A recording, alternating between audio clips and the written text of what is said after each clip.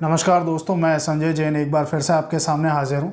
आज हम चर्चा करेंगे कि कुंडली में राहु अगर ख़राब हो रहा हो, राहु की अगर प्लेसमेंट ख़राब बैठी हुई है, या जनरली राहु खाना नंबर 8 में हो या खाना नंबर 12 में, दो ये प्लेसमेंट मुख्य है। जब खाना नंबर 8 में या 12 में राहु बैठा हो और मंदा रिजल्ट दे रहा हो, राहु मंदा रिजल्ट खाना नंबर 12 में, इसका थोड़ा सा देखते हैं कि मानसिक परेशानियां बहुत ज़्यादा दे देता है, कोर्ट कचहरी के मामले बहुत ज़्यादा दे देता है।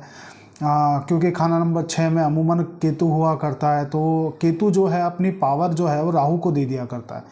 तो कोर्ट कचहरी के मामले हैं या रोग के मामले हैं, रोग ऋण के मामले हैं, इस तरह के ज़िंदगी के हालात चलते रहते हैं। राहु 12th हाउस में सुसाइडल टेंडेंसी बहुत दे देता है।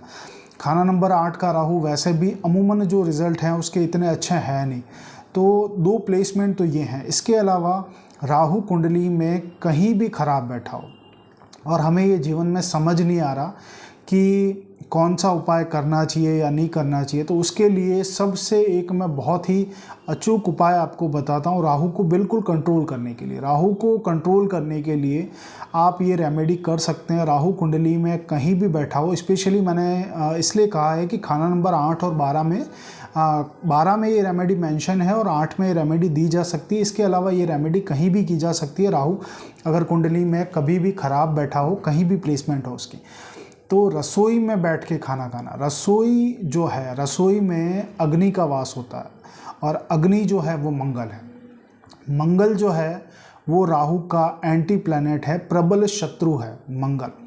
तो लाल किताब में अधिकांश जगह जो राहु को कंट्रोल करने की रेमेडी में जिस प्लैनेट की मुख्य भूमिका रहती है, उसमें अधिकांश जगह जो भूमिका रहती है वो चंद्रमा की रहती है। उसके बाद में मंगल बहुत हद तक काम करता है राहु को कंट्रोल करने के लिए, क्योंकि मंगल को महावत बोला गया और राहु को हाथी की संज्ञा दी गई है। तो अगर हाथी के ऊपर महावत बैठा हुआ है तो वो उसको कंट्रोल कर लेगा। हाथी जो अपना चिंघाड़ने वाला स्वरूप है, अपनी जो उस पर खराबी पे आया, उसको कंट्रोल करने के लिए महावत का होना बहुत ज़्यादा ज़रूरी है। तो मंगल सेनापति है, जोश है, जुनून है, और राहु को कंट्रोल करने की सब बड़ी ताकत है। ये चंद्रमा के बाद बड़ी ताकत है। ये स्पेसिफिक अलग अलग कंडीशन में अलग अलग प्लैनेट के थ्रू कंट्रोल किया जाता है। उसमें इस उपाय में मंगल से कंट्रोल करते हैं कि रसोई में जब आप खाना खाते हैं, रसोई में जब अग्नि जल रही हो, जब ज्वाला प्रज्वलित हो रही, आंच जल रही हो चूल्हे की, जब चूल्हे की लौ जल रही है तो मंगल अपने शबाब पे होता है। जो चूल्हे की जो लौ है, आंच है, वो मंगल है, और मंगल जब अपने शबाब पे होता है तो यहाँ ये राहु को कंट्रोल करने का बहुत ही बेहतरीन उपाय है। खाना नंबर 12 में तो स्पेशली इसके लिए लिखा गया है कि अगर रसोई में बैठ के खाना खाने से राहु और मंगल के मुश्तरका नेक असर पैदा हो जाया करते हैं। मुश्तरका नेक असर पैदा करता है राहु 12th हाउस में।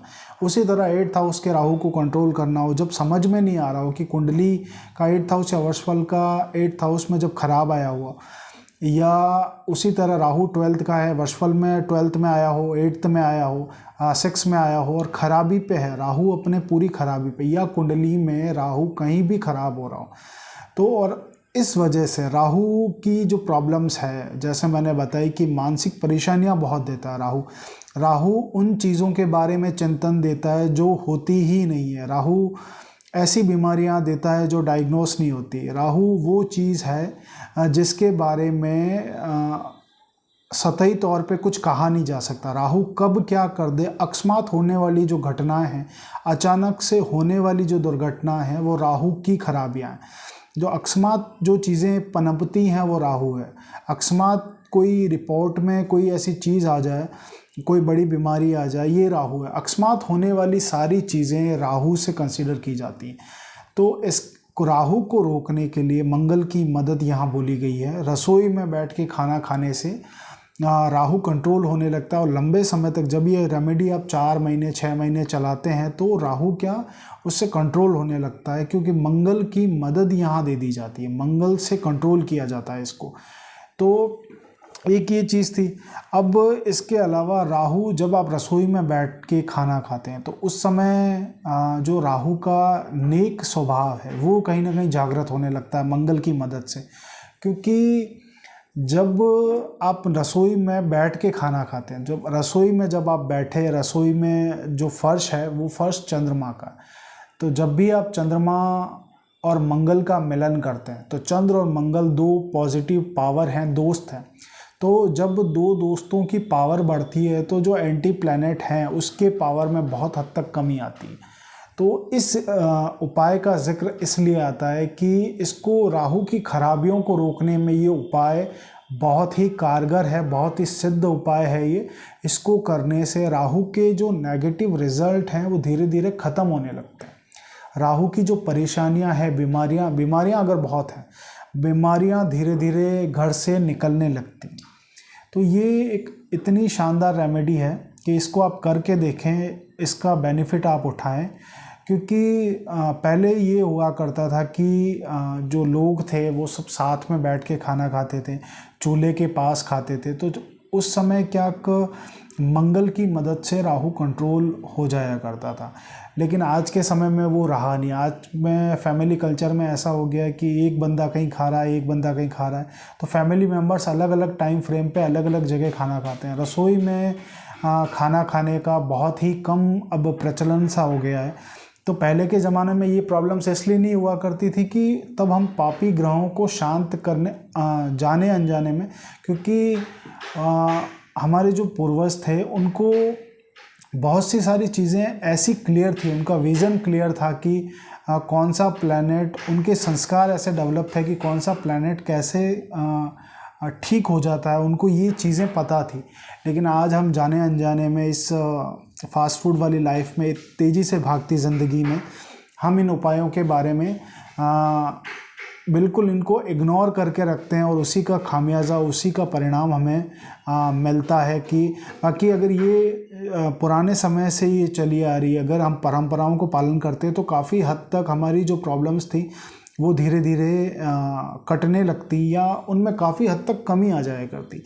तो इसके अलावा जब आप रसोई में नीचे बैठ के खाना खाते हैं, रसोई में जब आप नीचे बैठ के, चंद्र मंगल का मिलन हो गया, लेकिन रसोई में जो डाइनिंग टेबल है, अगर किसी के कुछ लोग डाइनिंग टेबल पे, रसोई जो होती है वो खुली होती है, ओपन किचन का कल्चर आ गया, तो उसमें रसोई जो है वो खुली हुई होती, तो वहाँ डाइनिंग टेबल लगा होता है, उस पर बैठ के खाना खाते हैं। डाइनिंग टेबल जो है वो केतु है, तो इससे क्या होता है कि मंगल और केतु का मिलन हो जाता है, जो बहुत अच्छा कॉम्बिनेशन है नहीं, ये मंगल बद्ध की सिचुएशन क्रिएट कर देता है। तो इसलिए कभी भी डाइनिंग टेबल पे बैठ के खाना नहीं खाना। जैसे हमारे पूर्वज करते थे, जो संस्कार हमारे पूर्वजों ने हम पे ढाले थे, उन्हीं संस्कारों को हमें आगे लेके चलना है। तो कभी भी एक तो ये चीज़ ना करें कि डाइनिंग टेबल पे बैठ के खाना ना खाएं, दूसरा पलंग पे बैठ के खाना ना खाएं। पलंग जो है, चारपाई जो है वो केतु है, केतु और मंगल केतु का कॉम्बिनेशन जैसा मैंने बताया कि बहुत अच्छा है नहीं। इसके अलावा जब आप ज़मीन पे बैठ के खाते हैं तो चंद्रमा का मंगल से मिलन होता है, तो दो प्लैनेट की नेगेटिव जो पॉजिटिव तासीर है वो बहुत हद तक बूस्ट करती और राहु की नेगेटिव ऑरा काफ़ी कम पड़ती है। जब पापियों का पाप कम होने लगता है और जो सौम्य ग्रह हैं, अच्छे ग्रह हैं, उनकी जब तासीर बढ़ने लगती है, उनकी ऊर्जा जब हम बढ़ाने लगते हैं, तो उससे हमें काफ़ी मदद मिलती है। तो रसोई में बैठ के आप खाना खाएं, रसोई में बैठ के खाना खाने से बहुत सी चीज़ें पॉजिटिव होती हैं। जैसा मैंने कहा, धीरे धीरे आप इन चीज़ों को समझने लगेंगे, देखने लगेंगे कि रसोई में जब आपने बैठना, खाना खाया, तो आपके जो खुद की बीमारियां हैं या फैमिली की जो बीमारियां हैं वो धीरे धीरे कटने लगती है। वो धीरे धीरे जो आपके गोलियों के, दवाइयों के लिफाफे हैं वो धीरे धीरे कम होने लगते हैं। इसके अलावा रसोई में बैठ के खाना खाने से राहु को भी पॉजिटिव वाइब्रेशन मिलती है, राहु भी पॉजिटिव होने लगता है। मंगल की तो खैर है ही है, मंगल और चंद्रमा की तासीर अच्छी मिलती है। तो उससे जिस तरह मंदिर का जो एक माहौल होता है ना, मंदिर का जैसे बृहस्पति का माहौल होता है, जब हम मंदिर में जाते हैं तो वहाँ हमें काफ़ी पॉजिटिव फीलिंग आती है, वहाँ हमें बहुत अच्छा लगता है मंदिर में जाके, क्योंकि वहाँ बृहस्पति की एनर्जी, चारों तरफ बृहस्पति की एनर्जी। उसी तरह जब रसोई में खाते हैं तो वहाँ पॉजिटिव एनर्जी मंगल और चंद्रमा की होती है, तो जो राहु को कंट्रोल करने में पूर्ण रूप से सक्षम है। तो ये रेमेडी दिखने में बहुत ही ईजी लगती है, बहुत ही सरल रेमेडी लगती है, लेकिन ये बहुत ही चमत्कारिक रेमेडी है। इसके बाद जो एलिगेशन लगने वाला मामला है, राहु एलिगेशन लगाता है, एलिगेशन लगाने वाला मामला भी धीरे धीरे कटने लगते हैं, फाइनेंशियल बरकत होने लगती है, कर्ज की सिचुएशन धीरे धीरे कटने लगती है। राहु 12th में या 8th हाउस में अगर ब्रेन ट्यूमर जैसी या ट्यूमर क्रिएट करता है, अल्सर क्रिएट कर रहा है, क्योंकि केतु 6 में बैठ के अल्सर भी क्रिएट करता है, तो ये चीज़ें अगर कर रहा है कि ट्यूमर होने की संभावना है या इस तरह की सिचुएशन है, तो ये इन चीज़ों से बचाव होता रहेगा। जो राहु की नेगेटिव चीज़ें हैं उनसे बचाव होता रहेगा। कोर्ट कचहरी के मामले आपको बहुत परेशान करते हैं, बार बार चक्कर लगते हैं आपके, या फिर आपके रोग बहुत, जैसे मैंने फाइनेंशियल लॉसेस बहुत होते हैं, तो ये सब राहु की कारस्तानियाँ हैं। इसको कंट्रोल करने के लिए इस रेमेडी का बहुत ही जगह प्रयोग किया जाता है। बहुत ही चमत्कारिक रेमेडी है। इसको करने से राहु की जो नेगेटिव ऑरा है वो शरीर में से धीरे धीरे पॉजिटिव ऑरा में कन्वर्ट होने लगती है मंगल और चंद्रमा की मदद से, और मंगल चंद्र का तो सपोर्ट मिलता ही है। तो ये रेमेडी है, इसको लंबे समय तक चलाएं। अगर आपके पास कुंडली नहीं है, टेवा नहीं है, आपको लगता है कि आपकी प्रॉब्लम जो है वो राहु जनित प्रॉब्लम्स हैं, राहु जैसे इंडिकेशन आ रहे हैं आपको कि राहु की वजह से प्रॉब्लम्स क्रिएट हो रही, तो राहु को रोकने की बेस्ट रेमेडी है। इसे आप करिए, इससे बहुत ही अच्छे परिणाम आपको मिलेंगे। आशा है आप मेरे इस वीडियो से लाभान्वित हुए होंगे। अगर आप अपना टेवा मुझे दिखाना चाहते हैं तो आप मुझे व्हाट्सएप कर सकते हैं। धन्यवाद।